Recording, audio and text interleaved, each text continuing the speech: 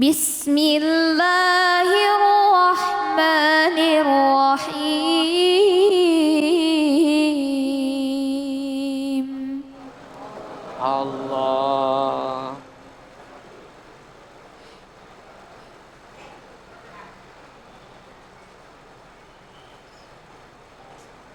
Wa yarzuquhu min haitsu la yahtasib.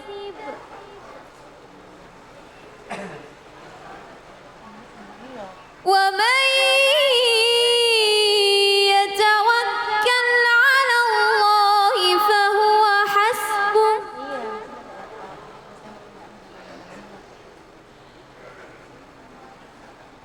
Inna Allaha balighu amrih.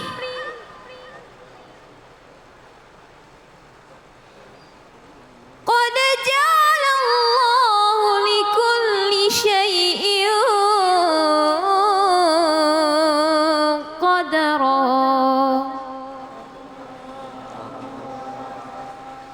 Sadaqallahul azim.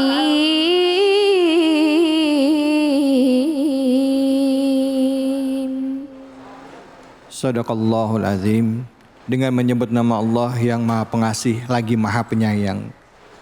Dan Ia memberimu rezeki dari arah yang tidak disangka-sangka. Dan barang siapa bertawakal kepada Allah, niscaya Allah akan mencukupkan segala keperluannya.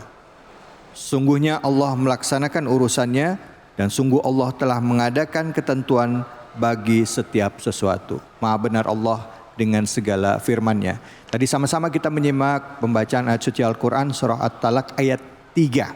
Dan biasanya ini dikaitkan juga dengan ayat di atasnya ayat kedua ya, terutama bagian akhirnya ya. Wa may yattaqilla yaj'al lahu makhraja wa yarzuqhu min haitsu la yahtasib dan lain sebagainya. Tapi untuk memaknai ayat ini kita nggak bisa setengah-setengah. Harus lebih jelas dan konkret. Nah, karena itu mari sama-sama kita simak kajian tafsirnya yang diambil dari tafsir Ibnu Katsir bersama dengan Ustadz kita yaitu Ustadz Ahmad Shadiqin. Silakan Ustadz, fadhol. Terima kasih Ustadz Dafi. Assalamualaikum warahmatullahi wabarakatuh. Waalaikumsalam warahmatullahi wabarakatuh. Alhamdulillahilladzi أنزل السكينة في قلوب المؤمنين ليزدادوا إيمانا مع إيمانهم أشهد أن لا إله إلا الله الملك الحق المبين وأشهد أن محمدا عبده ورسوله الصادق الوعد الأمين اللهم صل وسلم على سيدنا محمد وسلم تسليما كثيرا أما بعد. Bapak Ibu jamaah Masjid Baitur Rahman yang dirahmati Allah. Apa kabar semuanya Bu, Pak? Alhamdulillah, luar biasa. Allahu Akbar, tanda semangat. Alhamdulillah kita sudah menyaksikan barusan bacaan ayat Al-Quran dari ustadzah kita, Ustadzah Kaila yang begitu sangat indah. Dan indahnya ini memang luar biasa. Sementara Rasulullah SAW itu pun memerintahkan kita untuk membaca Al-Quran dengan suara terindah. Rasul bersabda, zayyinul Quran bi aswatikum, hiasilah Al-Quran dengan suara indah kalian. Kalau bapak suka nyanyi, ibu suka nyanyi, nyanyinya biasa saja nggak apa-apa Bu. Akan tapi pada saat membaca Al-Quran pastikan suara terbaik dikeluarkan.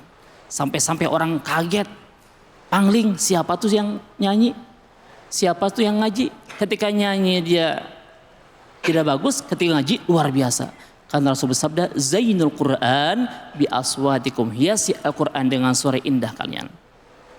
Jamaah yang dirahmati Allah, kita akan membahas tafsir dari ayat yang dibaca tadi. Di ayat ini, di ayat ketiga, wa yarzuqhu min haitsu la yahtasib. Ini merupakan sambungan dari ayat yang sebelumnya.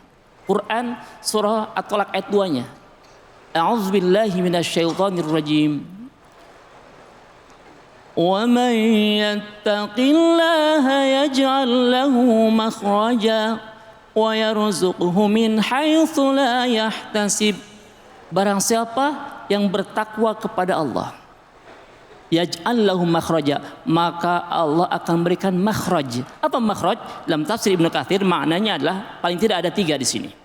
Yang pertama makna makhraj adalah yunjihi min kulli karbin fid dunya wal akhirah, menyelamatkan dirinya dari kebingungan saat di dunia juga saat di akhirat kelak. Artinya orang bertakwa, Bu, Allah berjanji tidak akan bingung saat di dunia, saat di akhirat. Yang jadi pertanyaan, kita sering bingung nggak, Bu? Pak, sering bingung nggak?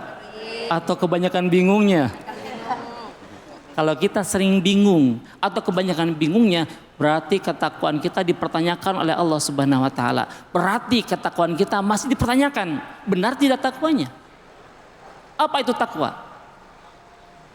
Para ulama mendefinisikannya adalah at-taqwa imtithalu amrillah azza wa jalla wa jinabun nawahi sirra wa alaniyah, yaitu melaksanakan semua perintah Allah dan menjauhi semua yang dilarangnya. Jadi bukan kalau takwa ada 1000 ya, kita masih melakukan 2 saja, berarti kita belum bertakwa sebetulnya.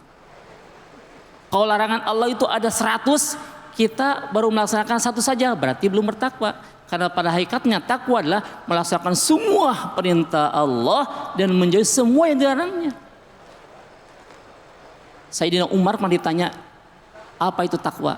Beliau menyatakan begini, wahai sahabatku, seandainya kamu sedang di perjalanan, perjalanannya panjang dan jauh, di perjalanan itu ada duri dan onak, ada ranjau yang kalau diinjak bisa jadi meledak, ada paku yang kalau diinjak itu langsung nancap, ada kaca dan beling kalau sedang diinjak itu membuat luka. Kira-kira orang itu akan seperti apa? Tentu jawabannya adalah dia akan berhati-hati, jangan sampai melangkah kemudian menginjak paku karena akan berdarah. Jangan sampai melangkah kemudian menginjak kaca karena akan melukainya. Dan jangan sampai melangkah menginjak ranjau karena akan meledak dan kemudian merusak dirinya.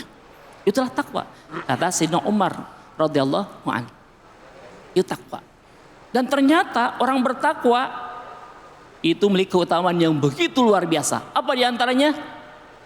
Diantaranya adalah yaj'al lahu makhraja wa yarzuqhu min haitsu la yahtasib. Pertama akan diberikan makhraj, yang mananya tadi yang pertama adalah dijauhkan dari kebingungan saat di dunia juga di akhirat. Mohon maaf Bu, mungkin saat bingung di dunia boleh-boleh saja lah, karena nanti ada solusi. Karena setiap permasalahan pasti ada solusinya. Likulli mushkilatin hillun. Setiap permasalahan pasti ada solusi. Dan Allah berjanji tidak akan membebani seorang di luar batas kemampuannya. La yukallifullahu nafsan illa wus'aha. Benar nggak Bu? Apa artinya Bu? Luar biasa. Pintar-pintar Ustaz di sini. Luar biasa ibu-ibu teh para rinter. Cuma bapak-bapak biasanya agak jaim biasanya. Diam aja pura-pura nggak bisa padahal bisa. Masya Allah. Tapi saya suka perhatikan Ustaz. Iya. Kalau biasanya di pengajian itu penuhnya ibu-ibu di mana-mana. Iya. Bapak-bapak itu sedikit. Kenapa? Mungkin karena kesibukannya. Maka saya berkesimpulan pasti ibu-ibu lebih pintar daripada bapak-bapak. Mau dibuktikan nggak? Coba kita buktikan. Coba kita buktikan. Ibu, saya akan baca ayat Quran. Kemudian ibu melanjutkan. Kalau nanti kita nilai nanti bagusan ibu-ibu, bagusan bapak-bapak ya. Ya. A'udzu billahi minasyaitonir rajim. Bismillahirrahmanirrahim. Qul huwallahu ahad. Enggak. Allahus samad. Lam yalid wa lam yulad wa lam yakul lahu kufuwan ahad. Luar biasa. Hebat. Sekarang bapak-bapak ya. Biasa. Mantap ya, mantap. Ya, Mantap. bapak. Bismillahirrahmanirrahim. Walau annana nazzalna ilaihimul malaikata. Lanjutkan Pak. Ayo Pak. Pak. Masya Allah. Pak. Sadaqallahul azim. Itu jawabannya yang luar biasa. Ternyata benar ibu-ibu lebih. Saat itu mau pantas aja ibu-ibunya di bawah. Kita tes yang di atas. Oke, kita coba yang di atas. Bismillahirrahmanirrahim. Yasin wal Qur'anil Hakim. Silakan. Innaka ala siratim mustaqim. Tanzilal azizir rahim. Cukup. fahum ghafilun. Cakep. Sadaqallah. Coba Bapak, ini ayatnya sebelah sini nih, sebelah sini. Eh. Bismillahirrahmanirrahim. Manna'il lil khairi mu'tadin athim. Allah. Sadaqallahul azim, luar biasa. Allahu akbar. Luar biasa, betul kan? Betul, Nah, betul. saya meneliti pengajian itu ibu-ibu dari Senin, ibu Selasaan, ibu Rebuan, ibu Kemisan, Jumatan, ibu. Bapak dong. Allahu akbar, luar biasa. Allahu akbar. Kembali ke Kitab. tafsir Ibnu Katsir. Ya. Kita lanjutkan. Itu makna yang pertama di kata makhraj. Yang kedua, maknanya adalah